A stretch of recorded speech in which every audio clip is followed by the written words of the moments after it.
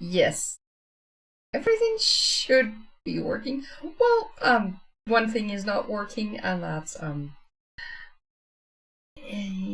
annoyance, shall we say. Good evening, everyone. It is the oh, almost broke my headphone. It is the 7th. Yes, the 7th of December. We're already in December. It's going so fast. Hey Tish, welcome, and Kajime, welcome as well. Welcome in. I hope you both are having a great time this Sunday. I wanted to try something, or rather, something should work, and it's not working as it should, and I have no idea why. So we're going to kind of ignore that. So that means I can't give the automated shoutouts. So yeah. Tish, you say you were waiting for me. Well, thank you very much. Thank you. Tish, feel free to post the link to your channel in the chat because you should be able to do that. My shoutouts at the moment are not working and I haven't got a clue as to why. So I'm going to try one more thing to see if I can get it to work because it's kind of annoying. Sometimes, yeah, that's, I mean, Oh, wait, that's not, yeah. I should have known that that would happen. So let's see if I make one change. If I can now do it properly. Yes, okay, so that was the problem. Okay. Thank you, Tish, for posting your the link to your channel. That's awesome. So, all things are fixed today, and my laptop is still working, so that's excellent. I'm happy with that. So guys, if you don't know Tish yet, go check her out. Go check out her channel. She has published her first cozy mystery this year, just a few months ago. So go check it out. And Tish does daily live streams as well, like me. 5 a.m. out of the top of my head, USA time, which is usually, for me, it's 12 p.m. noon Central European time. So for me, that's actually perfect. So when I don't have any appointments or other things to do, I can usually join Tish in her live streams, and that's always fun. So yeah. Welcome in. What will you guys be working on today? Oh, Tish, you've been writing since early this morning. Oh, wow, that's great. That's great. Kajime, please tell me if I am pronouncing your name wrong. Because I don't exactly know how to pronounce your name. Today I will be working again on my Go Fly story. And I decided to do the creative stream right now instead of this afternoon because I have watched the Formula One end of the season race. And that was, well, yeah, it was exciting. Unfortunately, Max did not win his championship, his 5th championship, but he did win the race. So that was good. So yeah, I'm looking forward to next year. We'll see how that goes with all the new rules. But it did make me wonder about how things like these can inspire races or other contests in your own world. And I have to say, I haven't got a clue yet. I mean, I have dragons, but having a race-ish thing with dragons, that, yeah, no, I don't feel it. But we've got loads of boats as well, ships. And of course, it's very well possible to have races with boats and with ships, sailing races, other kinds of races. So yeah, I might look into that for the future. It could be fun to have one of the characters join in such a race, or that they accidentally screw up the race, or get mixed in with the race when they were originally traveling from one part of the world to the other, or whatever, things like that. So, no idea yet how I'm going to use that inspiration, but I do see some possibilities. And Tish, you say you finished your outline, first time writing an outline, and now you're working on your character sketches. What did you think of making this outline? Are you satisfied with it, and do you feel that it will be enough, or that it might be... What are your expectations, I should say, now that you have written this outline, and what do you feel about the future using this outline? For me, I've always used outlines as a guideline, and especially for the Tergaenae Chronicles, because before I've done discovery writing and just kept on writing, no problem. But with the Tergaenae Chronicles, there is so much intrigue and scheming going on, and so many things that need to be properly foreshadowed. So I need to plan that out, and I need to make sure that the characters can be where they are, or the items or the creatures or whatever it's supposed to be. So that's why I decided to try an outline for the Tergaenae Chronicles. And I have to say, by using it as a guideline and not as a fixed outline that I have to follow, I feel that it works for me. I still have the freedom to deviate from it and to go into the story if that works better for me.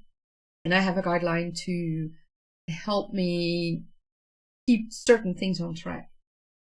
Tisha said it's a job, but you're pleased with it and you made it flexible enough to change or detour in different direction if needed. It's like a roadmap for you. That's excellent. That's the best way. In my experience, that's the best way to use it. Sure, a fixed outline can help you follow that track and write the book and write all the chapters. But it can be too limiting. I mean, in the past, when I worked as a traffic engineer and when I studied and things like that, I did make an outline for projects and for reports and and things like that. But that was also because oftentimes those were quite technical things or policy pieces that needed to go to politicians. So I needed that outline for that, and that helped. But right now, with a fictional story, I don't need that fixed stuff. It needs to work for me, and yeah, like you, Tish, I need the flexibility to detour and to, just maybe include things that I didn't think about, or have a character just join in that I absolutely not expected. So yeah, those are the things why it works for me, and I'm happy to hear that it works for you in a similar way. So, was there anything else? I don't think so. If you have any questions, feel free to post them in the chat, or if you are watching this live stream later on, feel free to post them as a comment. That's always welcome. And let's dive into our creative session of tonight. I wish you all a lot of fun. And let's see, I need to put on my headphones so that you don't hear an echo of all the sounds. And I can hear the sounds as well, that would be good.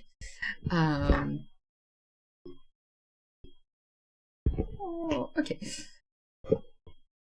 Sometimes technical things just don't work as they're supposed to do. But here we go, the timer is there. Let's start. I wish you all a lot of fun and I'll see you in 60 minutes again.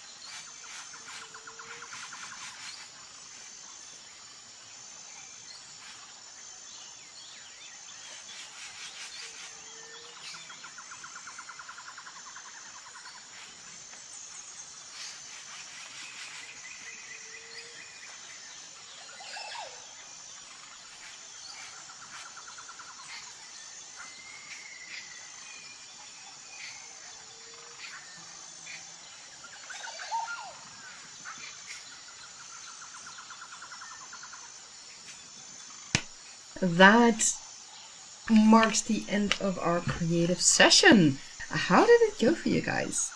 Let me first stop the counter. That's handy. I have to say, I'm pretty satisfied.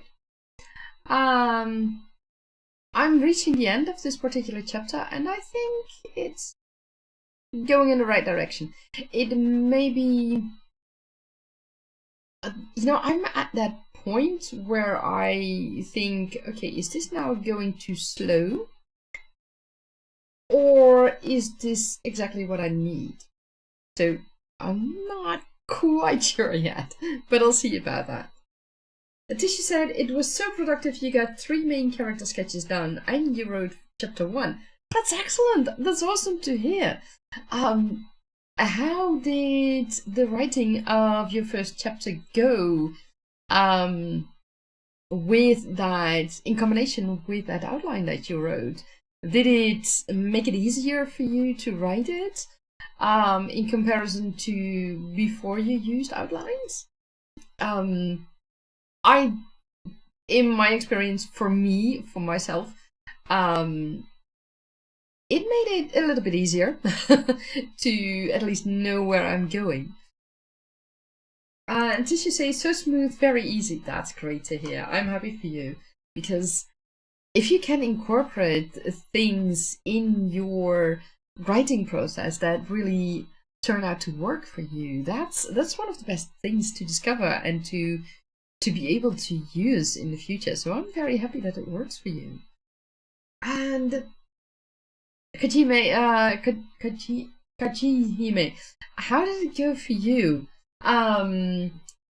If I remember correctly, you were making a slow progress. How did it go during this session? I hope you made some more progress in your story, or in your writing project, I should say, with whatever you are doing at the moment. I have to say, my chapter, if you've been in my live streams before, and for those who don't know, this chapter that I'm working on is a bridge chapter between 2 chapters that needed some time between them. But at the same time, I needed to make sure that the end of the previous chapter could flow directly into the beginning of this chapter, time-wise, and the end of the chapter that I'm currently writing needs to be able to flow directly into the next chapter, time-wise. So there's no difference between those moments, but I needed that time difference between these two chapters. So I hope I did it in a way that makes sense and that it's not becoming too long. That's something I'll see in the future during revisions and stuff like that. For now, I'm just entering it all. I'm just putting it out in the manuscript of GoFly, because I think at the moment I need it, and perhaps I can tighten it up in the future during revisions. Maybe some information turns out that I should say that differently. Maybe it turns out that I don't need certain information, things like that. So I'll see how it goes. But that's all for future revisions. And for now, I'm satisfied with where this chapter is going. Like yesterday, it's not flowing really fast. The writing is not going really fast. But I'm still satisfied with the result, and that's what's important. And I keep on making progress, and I like that. So yeah, it's something I'm positive about, and it's great when you can. It feels great to me that I can keep on working on this story, and that it's that it keeps progressing, and that I feel that it's not only just this story, but that it will work for the main series as well, and maybe potentially have a few seeds for the confectioner series. So I'll see how that goes. I have no idea yet, but it's fun to figure it out and to discover these things, and to also be able to write these stories and to enjoy these characters, and that's just incredible. If you have any questions left, please put them in the chat or in the comments below if you are watching this later on.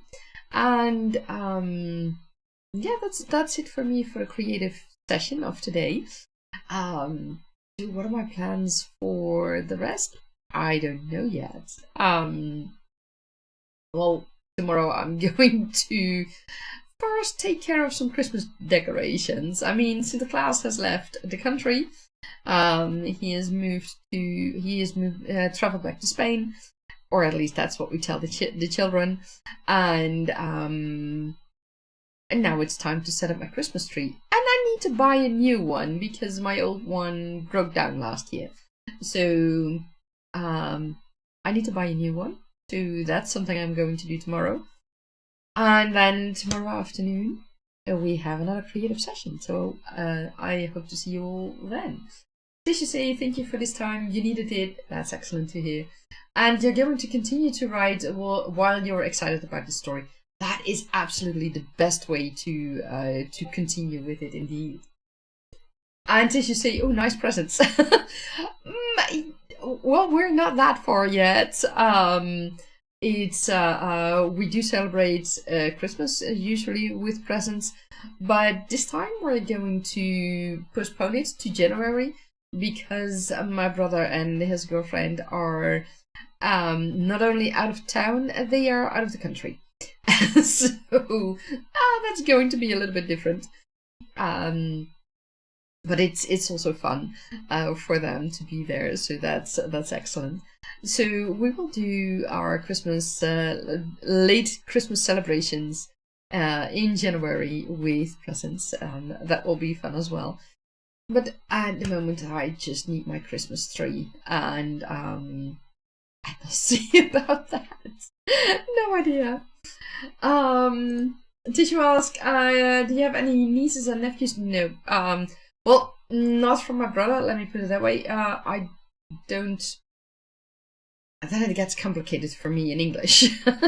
My brother doesn't have any children. I have a...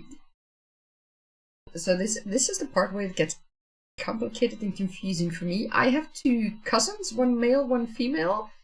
They're of my generation. And they both have children. So those would be also nieces and nephews. That's the whole part of the family that confuses me in English. So they are not nieces and nephews from my as in children from my brother, but as in children from my cousins. Yeah, that's it. So the son and the daughter of my aunt and uncle have kids. And as you say, you understand it would be cousins in the US. So the son and the daughter of my aunt and uncle, those would be my cousins. Okay, and their children, oh, those are first or second cousins. Okay, so I assume that first cousins are the cousins that I have through my aunt and uncle. So they're children. And the second cousin is generation after us, so the children of my first cousins. Do I interpret that correctly? Okay, perfect. Because those are the things that really sometimes confuse me about the English language. So yeah, hence my questions. I mean, for us, it's whether they are I should say that correctly. When my brother has children, they are my niece and nephew, nicht and neef, niece and nephew, and when my cousins, so the first cousins, are also called niece and nephew for me. They are of my generation, but we call them niece and nephew. And if they have children, in this case they have, they would be let me think, let me check that before I say something wrong.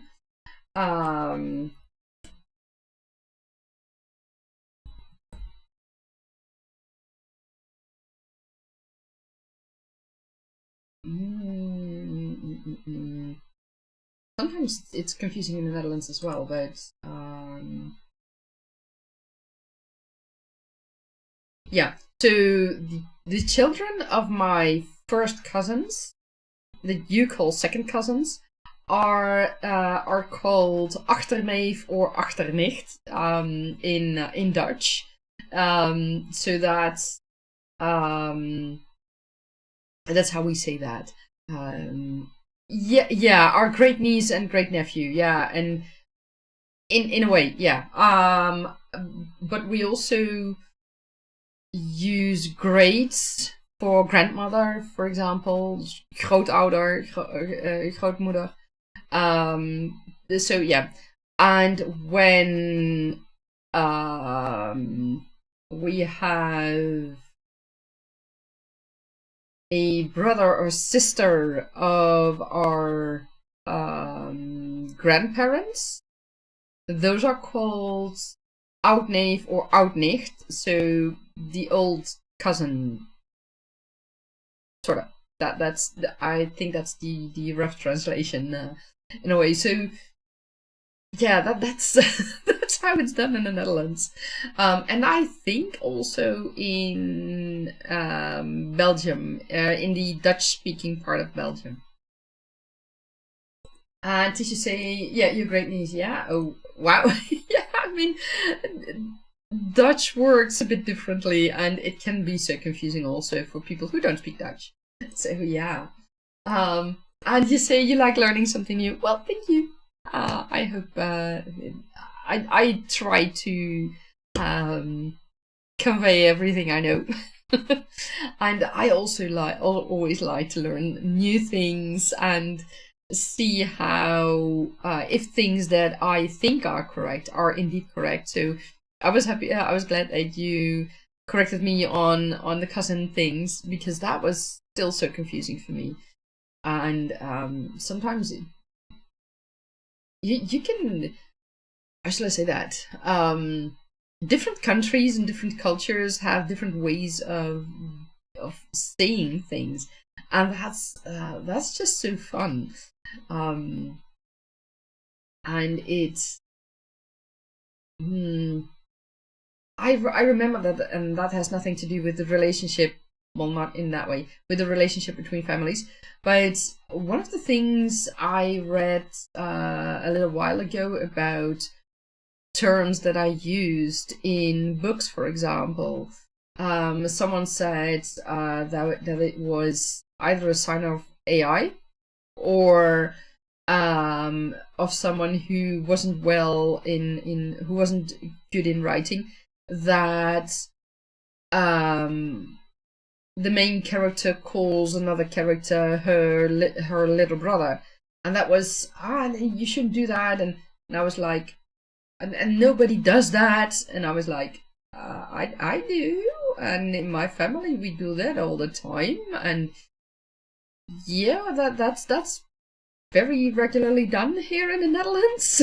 And I know that other cultures like in China, they use that as well in a different way, and there it becomes really confusing in China. But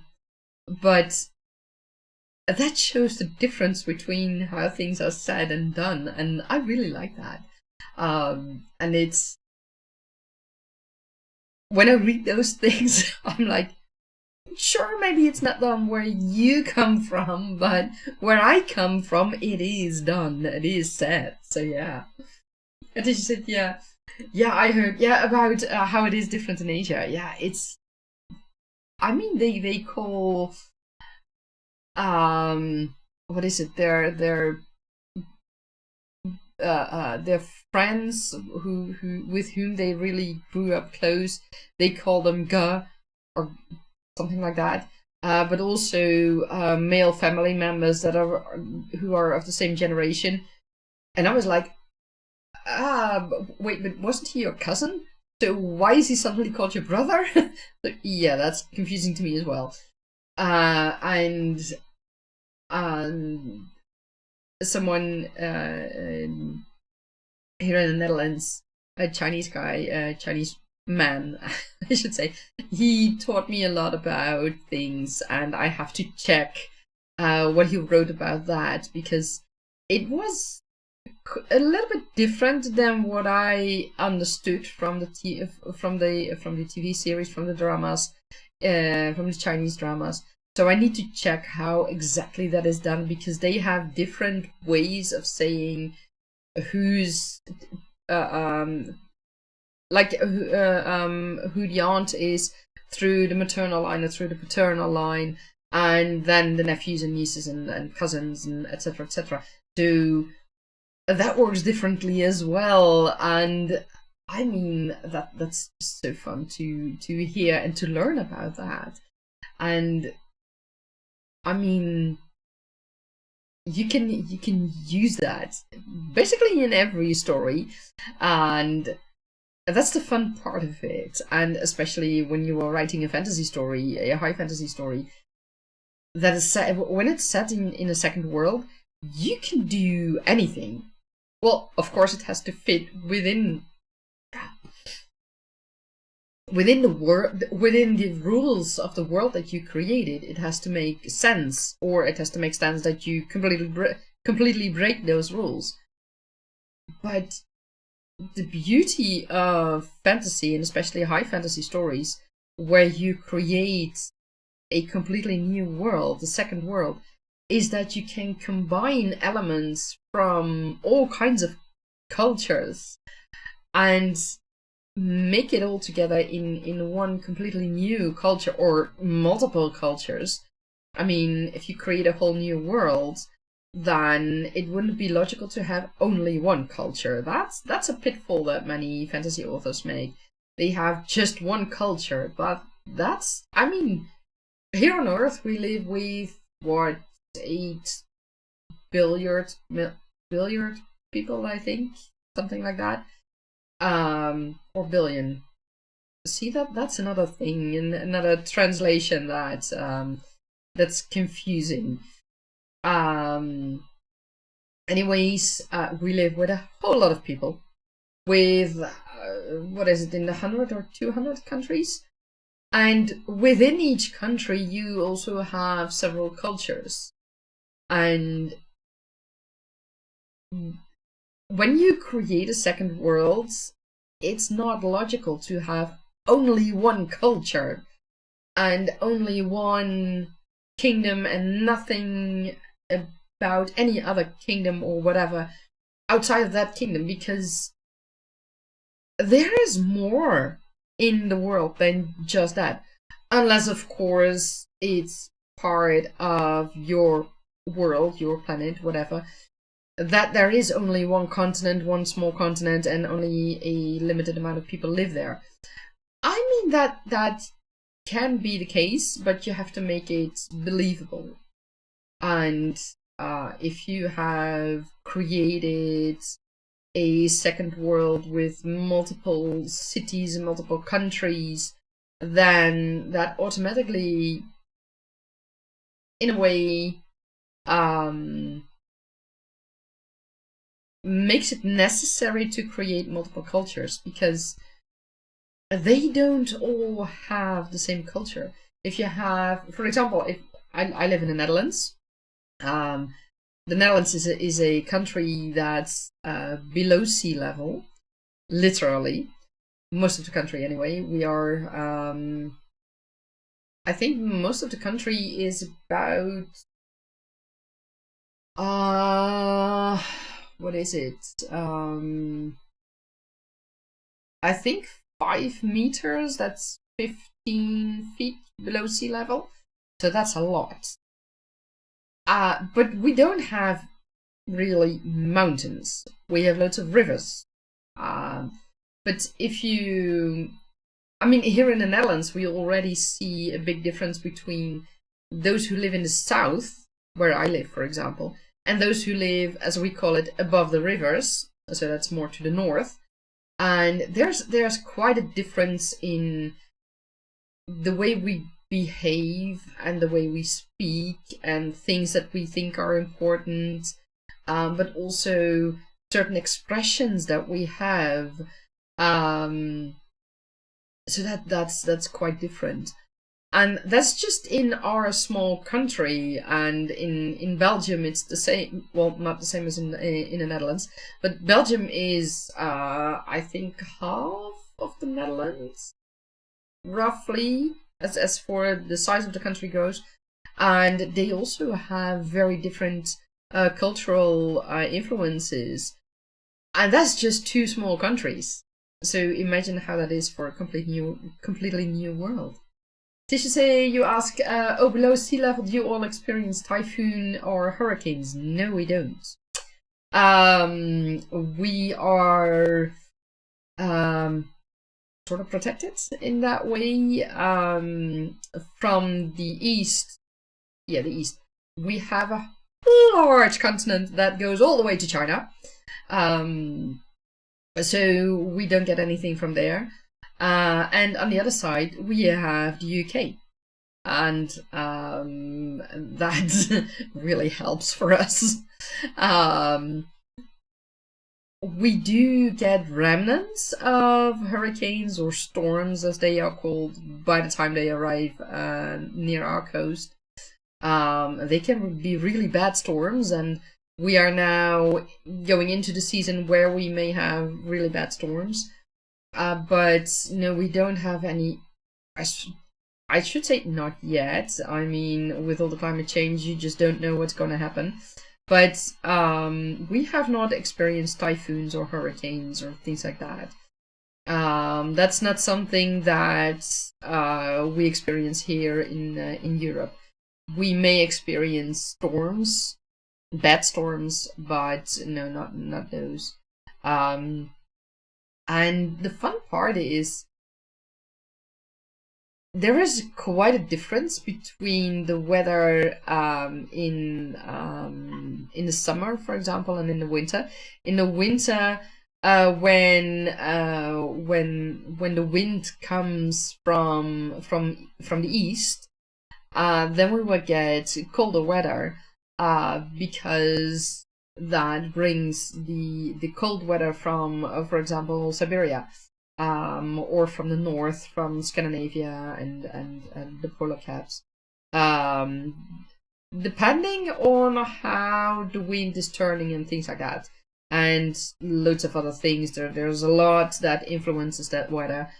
But yeah, if it comes from the east, it's usually cold, and if you are more to the sea and you get the wind from the sea, it's usually somewhat warmer. And when it's in the summer, it's basically turned around, because it's switched around. I mean, because when we're in the summer and we get the wind from the east, it's often warm winds, because it's been traveling over land and it's taking all that heat towards us. And the wind from the sea at that moment is cooler, and you really want to be near the sea.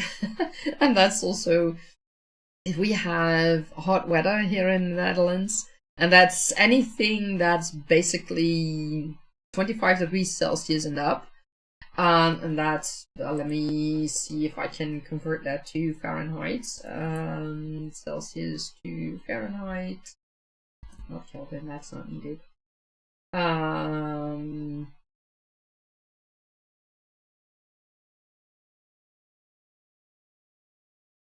Okay, let me check if they have an easy converter. That would be so nice. Okay, continue, because yes, okay, so 25, no, I hate these sites that, okay, 25 degrees, that's 77 Fahrenheit. So anything above that is considered warm weather, and if we go above 35 degrees Celsius, so that's 95 Fahrenheit, that's considered hot weather here in the Netherlands. And then we go, then oftentimes you will find that people are going to the coast, because there you can go into the sea and the temperatures are cooler, so that's always good to be there. And or to the rivers to swim and things like that. So yeah, we adjust. And that's, I mean, we're used to live with that. But if we were to be confronted with typhoons or hurricanes, yeah, we would have a problem because we're so not prepared for that. So I hope that we won't be confronted with things like that, because that would be quite the issue for us. I mean, we all have brick houses. You hardly have any wooden houses here in the Netherlands. Here in Europe, I should say, mostly are brick houses. You may find wooden houses, but they're not that, I want to say vulnerable, but it's not quite the word I'm looking for, but fragile, I think. But they also haven't been tested for typhoons, I think, or hurricanes. So yeah, that's such a difference for us here. So yeah, and as you say, it sounds like a nice place to live. It is. And sure, there are things that we would love to see different, but you know, that's, everyone in every country has that. There's always something that you would like to see different. But in the base, I think the Netherlands is a very nice country to live. I mean, we have cities, we have small villages, we have really basically just settlements with, I don't know, tens of houses maybe. But I mean, I lived in a small village when I was a teenager, and we had about 3,000 people living there at the most. And I remember back then, and that's decades ago. I know. But back then, we could go to the supermarket with our car, and well, my mum or my parents, and we could leave the car door open, as in not locked. And I remember that the police did a check on parked cars on a Saturday, the day when everybody went shopping for groceries and stuff like that. And they found a total amount of, I think, 5 cars that were actually locked, and the rest was all open. I mean, it wasn't a tiny village. I mean, we had 2 or 3 supermarkets, and we had a few grocery. We had a few bakeries and grocery stores, things like that. So it's not that it was tiny, but I mean, it was about 3,000 people living there, so that's not that much. And it was really that a sense that everybody knew each other, and if you forgot something in the shop, then they would keep it apart for you, and you could come back and get it. And then it was like, oh hey, you forgot this, here it is, and next time remember to take it with you, things like that. And that was just the beauty of the small village. And of course things grow, and now I live in a village that's, I think we have about 10,000 people living here. Just about. So it's a bit bigger, but still there is that sense of belonging, I feel, and that's great. That's fun. And of course there are differences between a small village and really a city. I mean, my old hometown is a city that currently has about, what is it, 200,000 to 50,000 people, maybe even more. So that's a completely different experience. And I mean, it's one of the biggest cities in the Netherlands. I mean, Amsterdam has about 1 million people, I think. And I think Amsterdam and The Hague and Rotterdam and Utrecht, I think those are, out of the top of my head, those are the biggest cities. And then there's Eindhoven, Tilburg, Breda. I think that's about it. And those are really the big cities in the Netherlands. And then you have smaller cities and villages, and that's the beauty of the Netherlands. And we have the fun thing is, when we go on a holiday and we go to another country, you will regularly see that the Dutch prefer to go, for example, to the mountains, because we don't have mountains here. I mean, there are a few things that people might call a mountain because they have never been to a mountain. Other people might call a hill. And, well, that's about it. So we have a relatively flat country. And that's quite different from other countries around us. For example, Belgium and Germany and France and Italy, Switzerland, of course, and Austria and many other countries. They have mountains and they have waving hills, hillsides and things like that. We don't have that. So when we go to any other country than the Netherlands, it really feels different, because the environment looks so different from what we are used to, and it's fun. That contrast is really fun, and yeah, I think it also made us who we are as a Dutch society. And one of the things you will often hear and see is, for example, with football matches, international football match. You guys call it soccer, I think. We call it football or football matches. You guys call it soccer. Football. Your football is that ellipse thing, and we have the round thing. So that's different. But you will see, and like with the Formula One race as well, you will see whole seas of orange, because orange is, our flag is red, white and blue, and on top of that we have the royal house that has also the colors of orange, and that color is something that is used during matches like that, and that's just so fun to see. And it is, you see a community forming with all those people who are from the Netherlands and who have traveled worldwide to go to soccer matches or Formula One races or big things like that, big happenings like that.